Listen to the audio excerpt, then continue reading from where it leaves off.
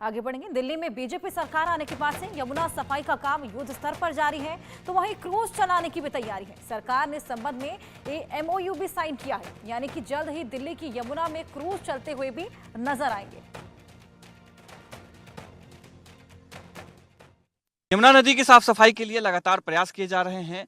लगातार कोशिश की जा रही है कि यमुना की जो बेहतरी है उसमें कुछ न कुछ कोशिश की जा सके। अब इसमें दो नए अपडेट हैं।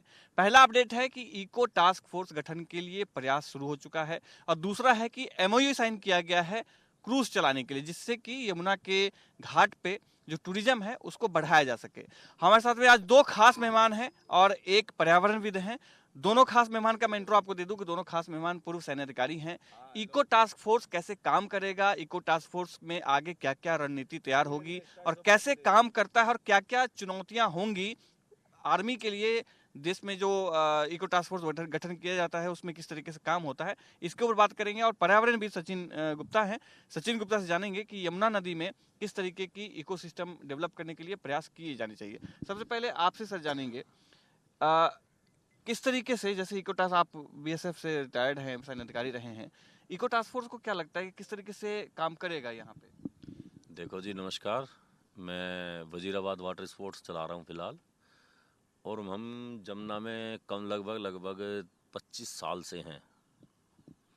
हम ये जानते हैं कि भाई यहाँ पे जो रोकथाम के लिए हमें सबसे पहले तो एक तो अपने त्योहारों पे जो हमारे जो ब्रिज वगैरह हैं इनकी ग्रिल वगैरह को साफ़ सुथरा रखना है, बंद रखना है, और जितने भी किनारे हैं उनको भी हमें लगभग एक अपने रेंज में रखना है कि हमें पता रहे कि हाँ इधर से भाई लोग बाग इधर से आएंगे तो हमें वहाँ पे बंद करना है, जिससे कि हमारी भाई जमुना के अंदर वो कोई भी कूड़ा ना डाले।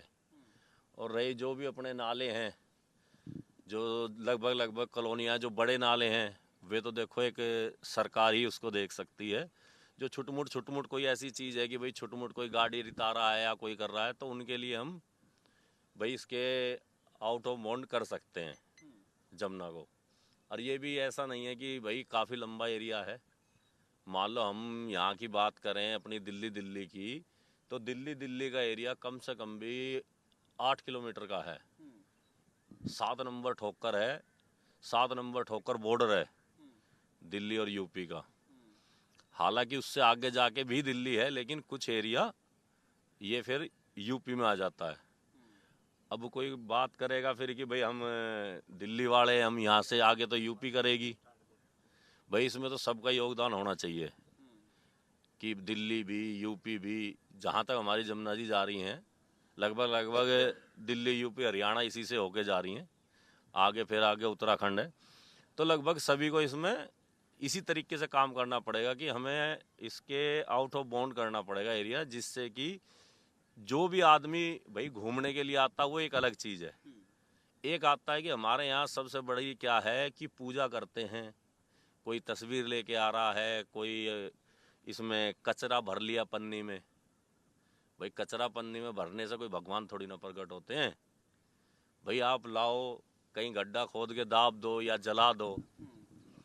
जलाना और भी नू है, कहने का मतलब वो चीज़ ही ख़त्म हो जाए, या दबा दो वैसे ख़त्म हो जाए। एक चीज मैं आपसे जानना चाहूंगा कि इको टास्क फोर्स बात की जो गठन करने की बात दिल्ली सरकार कह रही है, उसमें यह है कि जो जितने भी आर्मी पर्सनल होंगे उसमें जो टीम में शामिल होंगे उनको जैसे अवैध खनन को रोकना, या जैसे आप बता रहे थे कि जो अवैध कॉलोनी है उसमें से जो कचरा आता है उसको रोकना। कितनी चुनौती होती है किसी सैन्य अधिकारी को, क्योंकि आप जब बॉर्डर पे होते हैं वहाँ पे दुश्मन से लड़ाई होती है, लेकिन जब आप नदी में होते हैं तो अपने घर के लोगों से रोकना टोकना होता है कि आप इसमें कचरा न डालें। कितनी समस्याएं होती हैं? देखो जी, समस्या तो ये बॉर्डर से तो लाख गुना ज़्यादा बड़ी है कि हम उनको कुछ बोल नहीं सकते, समझा ही सकते हैं। थोड़ा धमकाना भी पड़ सकता है, ऐसी बात नहीं है। भाई थोड़ा डर तो होना चाहिए, अभी फोर्स है, थोड़ा डर तो होना चाहिए। अभी फोर्स से डर है, भाई फोर्स यहाँ खड़ी है, किस लिए खड़ी है फोर्स? भाई यहाँ इसमें कचरा नहीं डालने देना, तो उसके लिए थोड़ा डर भी ज़रूरी है। और चुनौती तो ये बॉर्डर से ज़्यादा चुनौती ये है, अपनों को समझाना ही बहुत बड़ी चुनौती होती है, और यहाँ तो रोकना है, तो ये तो बहुत बड़ी चुनौती होगी। जो भी साहब इसको देखेंगे तो उनको बड़ी चुनौती का सामना करना पड़ेगा। और ये ऐसा नहीं है कि 1-2 दिन की बात नहीं है, ये तो कंटिन्यू इस पे नज़र रखनी होगी और सुबह से शाम तक इस पे नज़र रहनी चाहिए, जब हम इसको रोक सकते हैं। ऐसा नहीं है कि हमने सोचा चल यार सुबह सुबह हम 2 घंटे रह गए तो दोपहर में कोई कचरा डाल जाएगा, और नहीं तो भाई सुबह से शाम तक या उसे शिफ्ट में करें या कैसे भी करें, वो जो भी अधिकारी होंगे वो अपनी जो भी फोर्स होगी उनके पास उस हिसाब से सेटअप कर लेंगे वो, कि भाई कोई भी आदमी ऐसा इसमें अनऑथराइज चीज़ ना डाले या इसमें कोई भी चीज़